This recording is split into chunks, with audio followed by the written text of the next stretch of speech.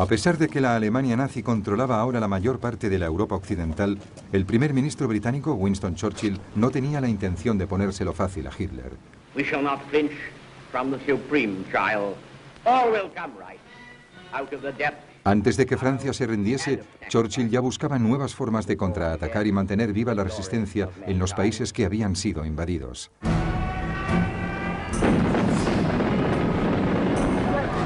El 3 de junio de 1940, en el mismo momento en que los últimos soldados estaban siendo evacuados de las playas de Dunkerque, Churchill escribía a sus jefes de Estado Mayor exigiéndoles la formación de fuerzas de asalto que pudiesen atacar las costas de la Europa ocupada. En pocos días se hizo público en el ejército un llamamiento para reclutar voluntarios con el objeto de crear una fuerza de 5.000 hombres. Recibirían el nombre de comandos, a semejanza de las unidades móviles de los Boer, que habían luchado contra los británicos durante 3 años en Sudáfrica a finales del siglo XIX. Se crearon 10 unidades de comandos, cada una formada por 500 hombres. Y empezaron a ejercitarse en ataques desde el mar.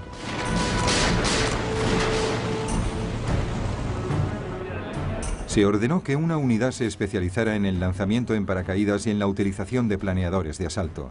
Enseguida este grupo constituiría la base de un regimiento de paracaidistas independiente. El almirante Sir Roger Keyes fue nombrado jefe de operaciones combinadas. Churchill le ordenó que se preparase para lanzar 3 grandes ataques aéreos, tan pronto como hubiese pasado la amenaza de invasión que se cernía sobre Gran Bretaña. Lo primero que hizo el almirante Keyes fue buscar un tipo de embarcación que permitiera a sus tropas desembarcar de manera rápida. Y así fue como los 3 ferries que solían atravesar el canal fueron transformados para que pudieran transportar lanchas de desembarco. El 4 de marzo de 1941, 2 unidades de comandos y un pelotón de demolición fueron desembarcados en las Islas Lofoten, al norte de Noruega. Su principal objetivo era destruir las factorías que transformaban el aceite de pescado en glicerina para explosivos. Los comandos consiguieron sorprender al enemigo y desembarcaron sin tener que hacer ni un solo disparo. Una barca pesquera alemana armada fue capturada en el puerto y rápidamente las factorías y los tanques de aceite de pescado fueron destruidos.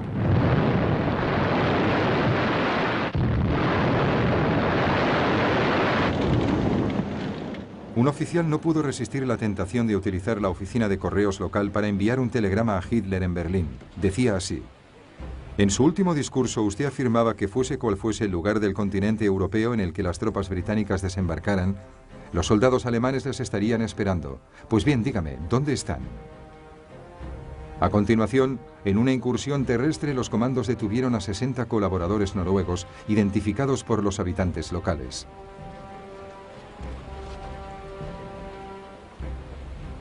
Con ellos también se llevaron a 115 voluntarios noruegos que se unirían a las Fuerzas Armadas Libres de Noruega en Gran Bretaña.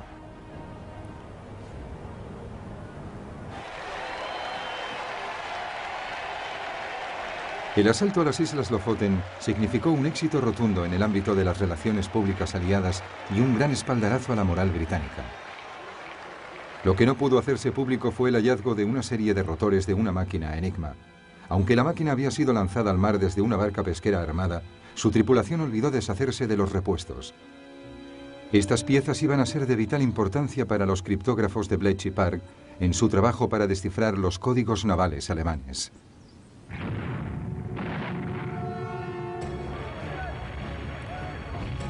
En diciembre de 1941, 4 unidades de comandos desembarcaron en el puerto noruego de Vaxo e inmediatamente se enzarzaron en un intenso combate. La maniobra de aproximación a Vaxo estaba defendida por los alemanes desde la pequeña isla de Maaløy, donde habían situado su artillería. Los comandos ocuparon Maaløy de manera rápida. Sin embargo, la lucha en la otra orilla, en Vaxo, fue dura y encarnizada.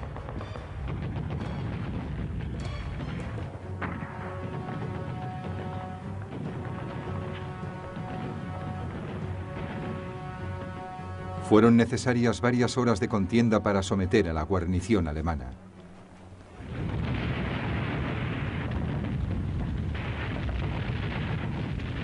Los comandos volaron diversas fábricas y hundieron 8 barcos antes de retirarse.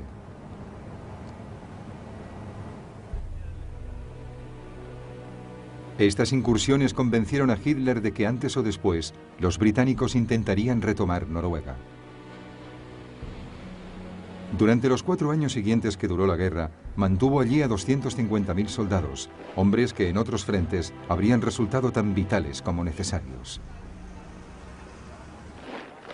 Sin embargo, por muy efectivos que fuesen, los asaltos de los comandos no fueron suficientes para Churchill, que necesitaba otras formas de frenar a los nazis. Para ello organizó y puso en marcha los movimientos de resistencia en los países ocupados. En julio de 1940 se creó el Ejecutivo de Operaciones Especiales con el objetivo de incendiar Europa, tal y como había afirmado Churchill.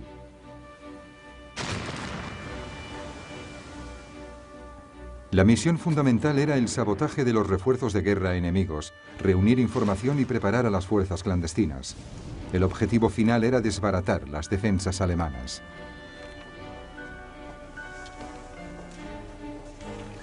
La mayor parte de las actividades de este grupo de operaciones especiales se concentraba en Francia.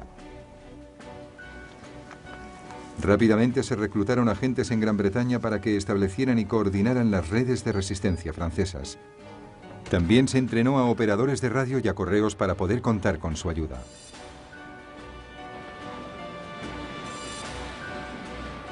Pero había un problema. ¿De qué forma podrían introducirse en el país estos equipos especiales? Se probó con submarinos, lanchas rápidas y barcos de pesca, pero las defensas costeras alemanas resultaron muy difíciles de traspasar. La solución eran los aviones. En agosto de 1940 se creó una unidad especial de la RAF con bombarderos Whitley y Westland Lysander de despegue y aterrizaje corto.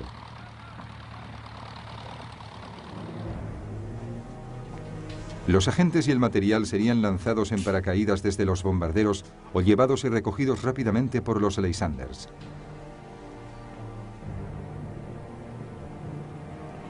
En las noches de luna llena, un número creciente de comités de recepción esperaría su llegada, a la vez que se establecería una red cada vez más extensa de grupos de resistencia.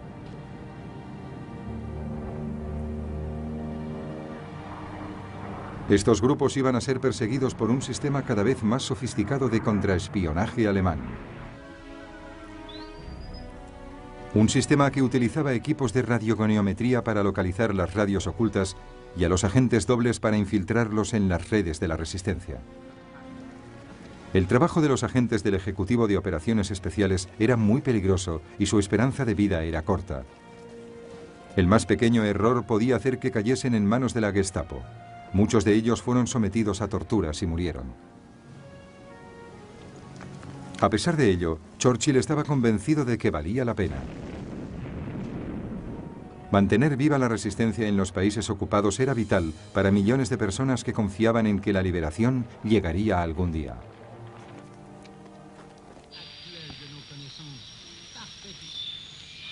La British Broadcasting Corporation, la BBC, también estaba comprometida con aumentar la esperanza de las miles de personas que vivían bajo dominio alemán y retransmitía las noticias en todas las lenguas de los países ocupados. Los que escuchaban estos boletines eran castigados por los alemanes con pena de muerte. Pero la gente sintonizaba la emisora. De este modo, la BBC tuvo un papel crucial en la transmisión de mensajes cifrados a los grupos de resistencia. Los mensajes eran leídos siempre después de las noticias de las 9. Mensaje muy importante para el líder de Gael. Cuidado, esta noche lloverá a cántaros.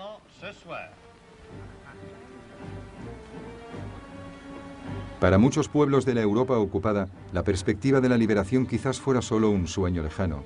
Sin embargo, a mediados de 1941, la liberación se iba a convertir de repente en algo más cercano. Gran Bretaña ya no estaría sola en su lucha contra el nazismo.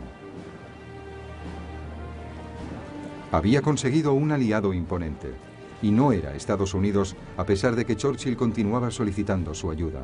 Se trataba de la Unión Soviética.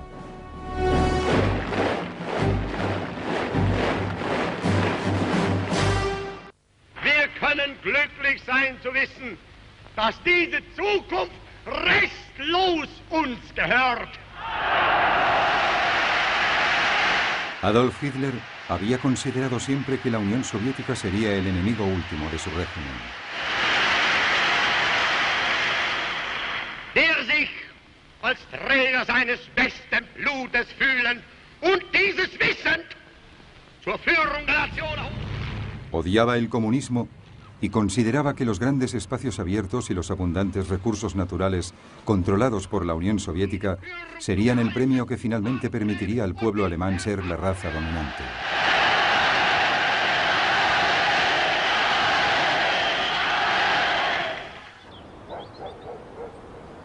Durante los primeros meses de 1941, Hitler se hallaba en Berghof, su refugio en Berchtesgaden, en los Alpes bávaros, donde planificó su jugada más importante, la Operación Barbarroja o el asalto a la Unión Soviética.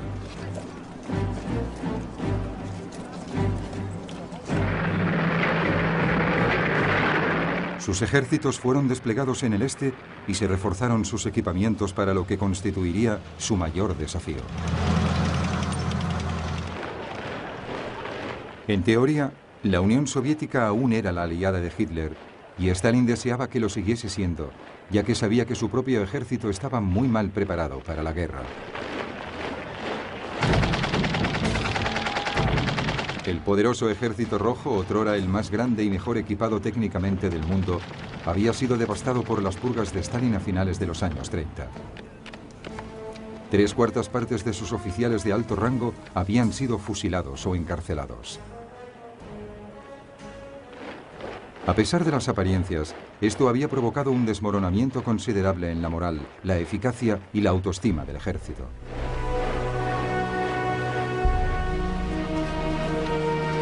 Mientras los soldados alemanes llegaban en masa a Polonia, preparados para lo que podía ser un ataque inminente a Rusia, Stalin, desesperado por mantener la paz, dio órdenes de no hacer nada que pudiese desagradar a Hitler. Pero Hitler tenía otro que hacer antes de avanzar hacia Rusia. Necesitaba asegurar su flanco meridional. Rumanía, Bulgaria y Hungría aún eran firmes aliados. Pero en marzo de 1941, un gobierno yugoslavo favorable a Alemania fue derrocado por las fuerzas pro-británicas. El país vecino, Grecia, también era pro-británico.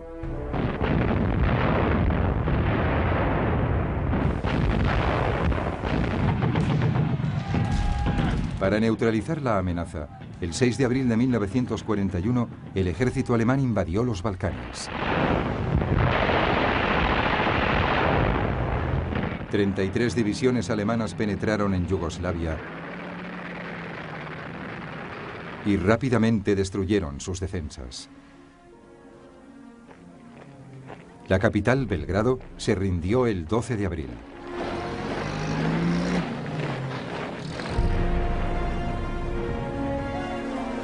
Grecia cayó casi tan deprisa como Yugoslavia. A pesar de la ayuda británica, y Atenas fue tomada en 3 semanas. Finalmente, la vía estaba despejada para la Operación Barbarroja.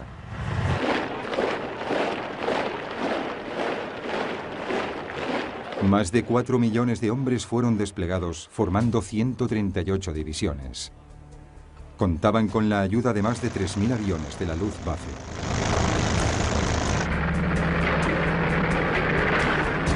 El plan requería 3 ofensivas simultáneas. El grupo norte del ejército atacaría desde el este de Prusia, invadiría los estados bálticos y tomaría Leningrado. El grupo centro del ejército, con el grueso de los Panzers, las fuerzas alemanas de tanques de gran movilidad, avanzaría hacia Moscú.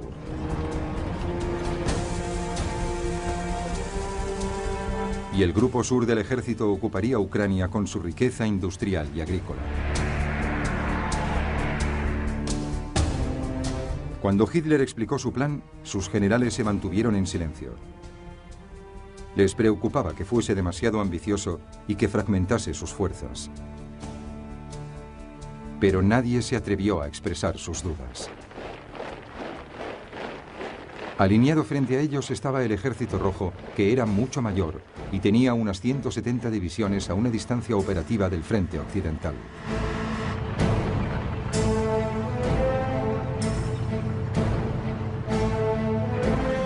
Los rusos también tenían más de 23.000 tanques, superando en mucho los 6.000 alemanes.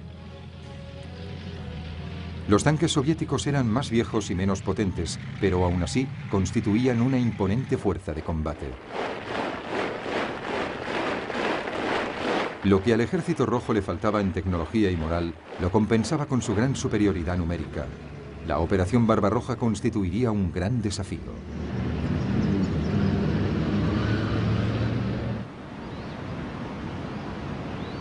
La artillería alemana abrió fuego a las 3:15 de la madrugada del 22 de junio de 1941.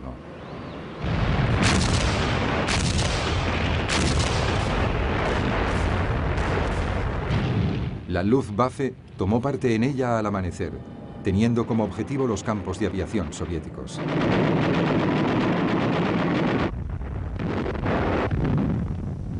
Simultáneamente dio comienzo el ataque por tierra.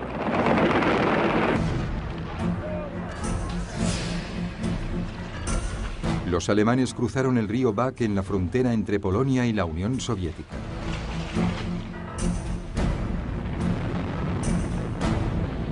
En muy poco tiempo, los Panzers de Hitler penetraban por el este en territorio soviético. Al final del segundo día, la punta de lanza de los Panzers ya había avanzado más de 80 kilómetros. Mal coordinados, los contraataques del Ejército Rojo fueron rápidamente rechazados.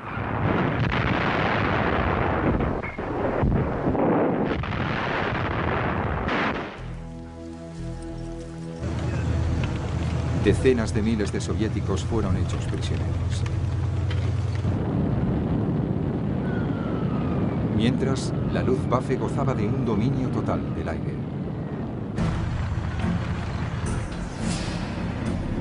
El embate alemán paralizó el sistema de mando y control del Ejército Rojo.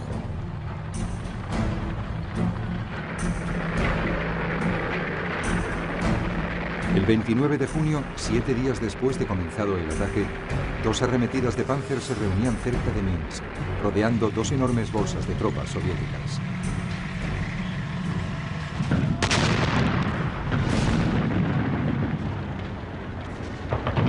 Tras los Panzers llegó la infantería y más de 300.000 soldados fueron hechos prisioneros.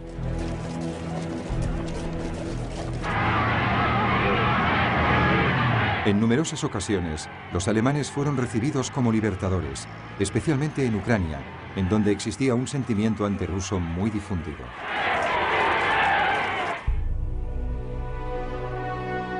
En Moscú, Stalin pareció sufrir una crisis nerviosa al oír las noticias de la traición de Hitler. Guardó silencio durante más de una semana.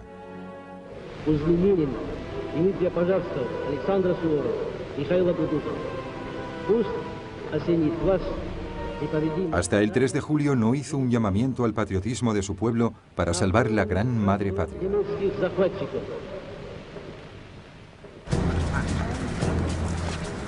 En Gran Bretaña, el primer ministro Winston Churchill recibió las noticias de la Operación Barbarroja con sentimientos controvertidos. Significaba que el país ya no estaba solo. Y proclamó inmediatamente que cualquier enemigo de la Alemania nazi era un amigo de Gran Bretaña, a pesar de las diferencias políticas en el pasado. Churchill envió una delegación a Moscú para que firmase un tratado de asistencia mutua con el ministro soviético de Asuntos Extranjeros, Vyacheslav Molotov. Pero aparte de enviar ayuda por mar, en aquel momento preciso Gran Bretaña no podía hacer mucha cosa más para ayudar a la Unión Soviética.